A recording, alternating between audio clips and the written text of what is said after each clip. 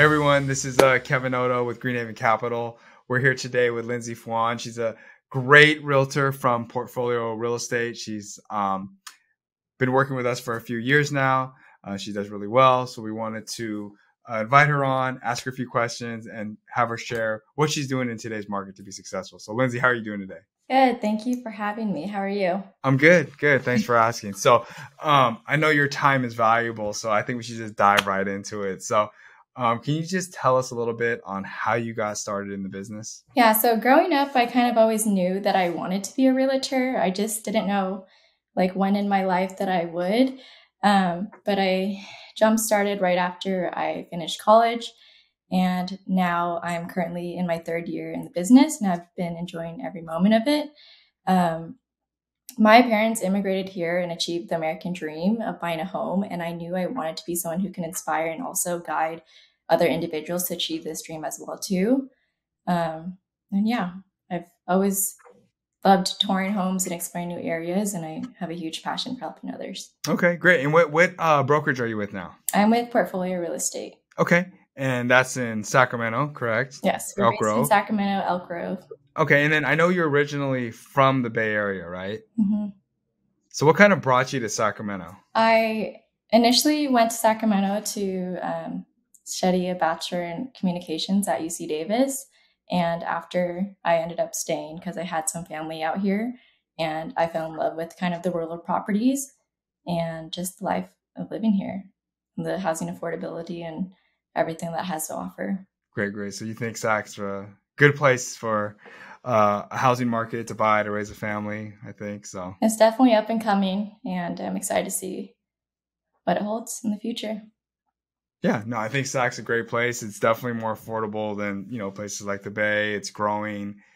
There's a underrated food scene. I think there's a lot of good things. A great place to raise a family. A lot of things to do. Lots of great Traffic's not a bad schools spot. too. Sorry to Yeah. interrupt. Yeah, no, you're good.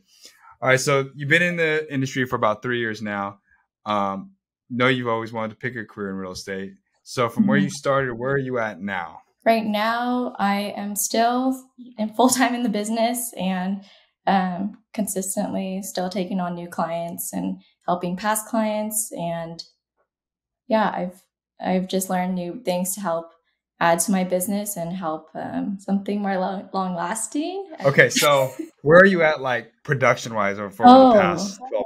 where am I at production wise? I Yeah, like my numbers. yeah. I have assisted over 50 families so far within the past 3 years and have a goal to keep helping more families each year. So then, no, that's awesome. So you've been in the business for 3 years and have done over 50 deals so far. And as a newer agent, a lot of times I know agents are struggling in the first few years because they don't really have the sphere of influence or the audience or the referral network. So how do you think you've been so successful so far, just in your first 3 years, to be able to, close all these transactions and gain this clientele and build your database? It was three things. I think one of it was my communication skills because of my background at UC Davis and also having parents who are who are entrepreneurs. I think I learned a lot about how to effectively communicate with clients and customers and negotiate deals in a crucial real estate market. Secondly, I think I have a good network. I'm very big on building new relationships and maintaining them. And I'm also part of the Sacramento Association of Realtors, Young Professional Networks, on the committee of that. And also a part of Portfolio Real Estate. And we're one of the top 10 brokerages in the nation. Wow, that's awesome. So, I know the market's been changing a lot. First couple of years you're in the business obviously is a lot different than this year. So what steps are you taking in today's market to be successful that you may not have had to do, in the first year or two? Yeah, the first couple of years was pretty crazy because of COVID. The housing market just spiked up. Interest rates were super low. Now this year, I'm focusing more on the business and focusing on really fine-tuning my systems to help better serve my clients.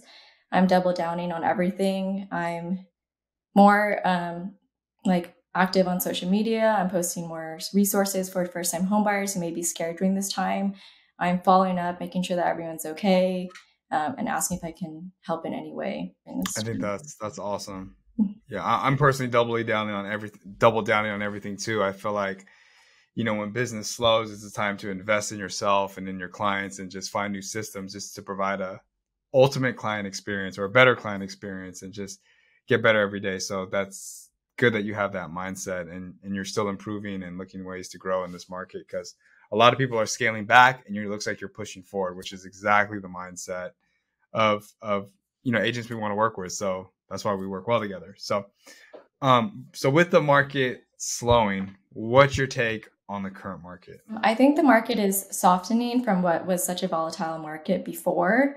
It has, rates have gone back up, but I think it's a great opportunity for buyers now versus when it was a seller's market. Buyers have the opportunity to ask for sellers to credit more on inspections or even temporarily buying down their interest rate. And I think you just have a lot more time to really go through the process and not have to be as competitive as you were before. Yeah. It's definitely a better time to buy, in my opinion, too, for a buyer. I mean, buyers definitely have more negotiation time. I mean, that everything's in favor for the buyer right now, except for interest rates. So I think, people need to not focus on rates and just focus on affordability, focus on the payment that's out there. And if you can afford the payment, you should do it, because chances are you're going to get a better deal now than what you could have got 6, 7, 8 months, maybe even a year ago. So right. yeah, And then I you can agree. refinance later if anything. Exactly. Yeah. There's a lot of data out there that suggests interest rates are going to fall. So I think the smart people will buy now, lock in at a lower price, and then hopefully be able to refinance down the line to lower that payment. Agreed. Yeah. Yeah. So, other than that, I mean, what do you think are some key requirements to being a successful realtor, just in general? I think you have to be very persistent and resilient. Second, I would say you'd have to have always a good positive attitude when you're, assisting clients do one of the most biggest financial investments of their life. The third, you'd have to be very strong with your organization skills and be very good at time management. Yeah, I agree as well. Okay. So I know there's a ton of fear in the housing market right now about recessions. I know you kind of touched on it being a good time to buy just because the market currently favors buyers more. I know you might want to ask me the same question, but when do you actually think the best time for someone to buy is? I think the best time to buy is when you are ready and when you have a financially stable job for at least 2 years and a good savings. That includes for a rainy day and just when you're ready to put down roots in an area for at least 2 to 3 years. I agree. I would agree with that. So personally, I think that, there's tons of factors that determine when there's a right time or wrong time to buy.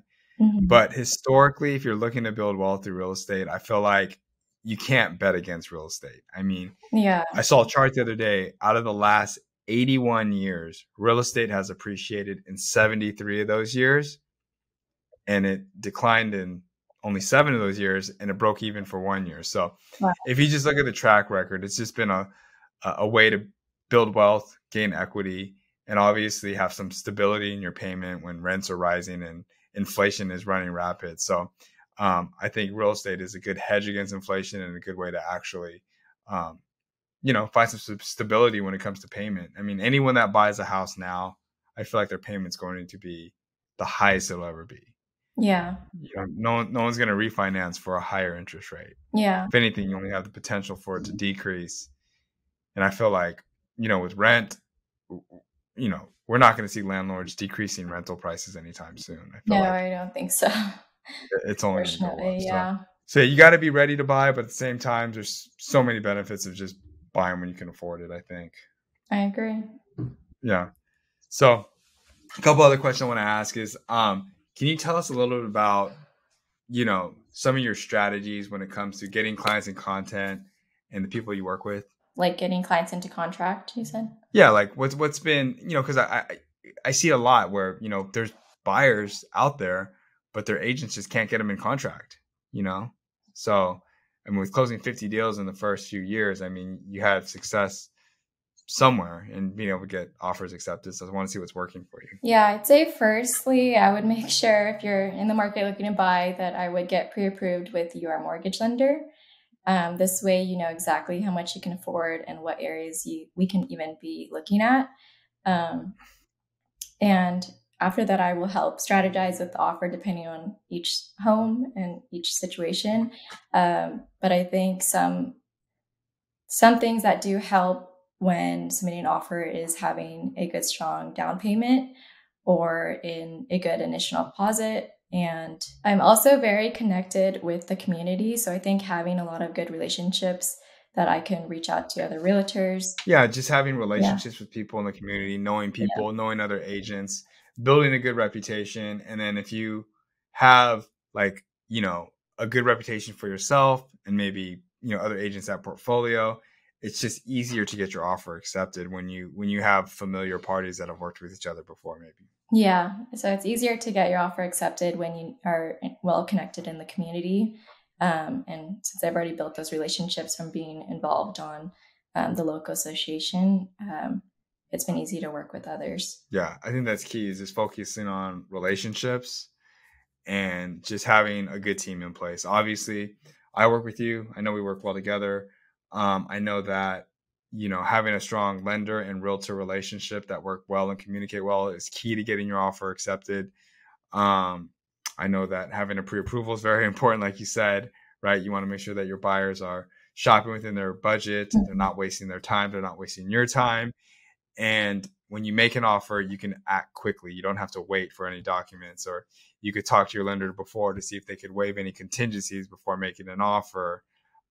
You have a lender and a agent that are both following up with listing agents or looking for maybe a familiar party that we've worked with before to kind of just build some rapport with that agent to try and, you know, put them at ease. So I think that's very important in this market to not only just be good yourself, but have a strong team behind you, whether it's, you know, your inspectors, your lender, your realtor, your transaction coordinator, your escrow officer, just working with people that are good professionals that other people respect and are reputable in the industry, I think can really go a long way. So sure can. Yeah. I think you're on the right track. So being like a younger agent, like, are you dealing with mostly first time home buyers, or do you have like a wide variety? Are they, you know, second, third time home buyers, or what do you what is your I guess most common buyer that you're working with these days? I'd say that my most recent clients have all been first time home buyers, but I have assisted others who were already again home buyers who wanted to either downgrade or upgrade their home.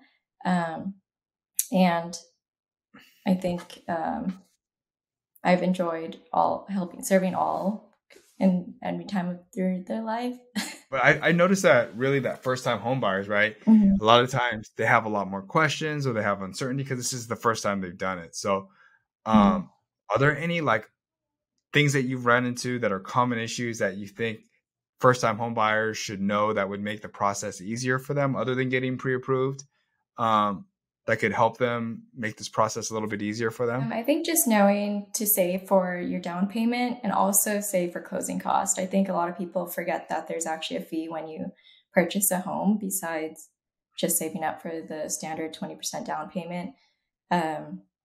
But there's closing costs that can estimate up to 2 to 3% of the purchase price.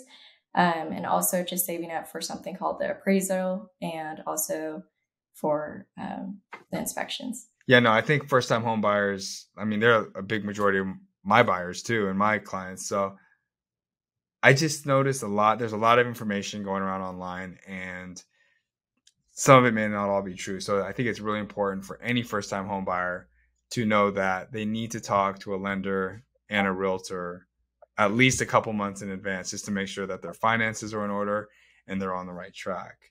Yes. I don't know. You probably deal with people that have just graduated from college, maybe, right? You know, there's a lot of people that think you have to have a 2-year history of work to buy a house, but a lot of people don't know that you can actually use your college education as that 2-year work history. So if you have a recent college grad who just graduated, got a full-time job, we can actually use that income, even before they get a pay stub. I mean, we can use the employment contract or offer letter and they could be approved. So there's a lot of things that first-time home buyers don't know. And I think it's important that we spread the word so they know what's really out there for them. Yeah, that's a really good opportunity for newer people just graduating from college. Yeah. So, I know you're busy. It's only been like 18 minutes already, so I don't want to take up too much of your time. But I just want to end with just asking you, so what advice would you give someone that's just starting in the business, that wants to be successful? Going back to before, I think you just really have to be persistent in this business. There's going to be a lot of rejection in the beginning and a lot of no's and a lot of things to learn. But I think you just can't give up and you just have to keep going. I would take as much opportunity that presents to you and really take the value from it. Put aside all the cost and, don't think about anything about money. Don't think about what you're going to make from it. I think it's about shifting your perspective on what you can do for them and how you can provide value. I agree. Yeah. I think for anyone new in the industry, they should focus on just building relationships, building their sphere, getting on social media, putting out content, and really finding a mentor. Yeah. I think you guys have two great mentors at Portfolio, and you have a team and you're constantly learning. I think that's key. The education that you're getting, the stuff that you're learning is really invaluable. So, yeah. All right. So yeah, that's it for today's episode, guys. If you have any questions, feel free to reach out. If you guys are looking for a great realtor, Lindsey, can you just shoot us, what's the best way for anyone to contact you? You can reach me through Instagram at lp.realtor, or you can contact me at my phone number. It's going to be listed right above. All right, guys. So you heard it first. You can contact her on Instagram. That's probably the best way. Appreciate your time and look forward to working with you soon. Likewise. Thank you.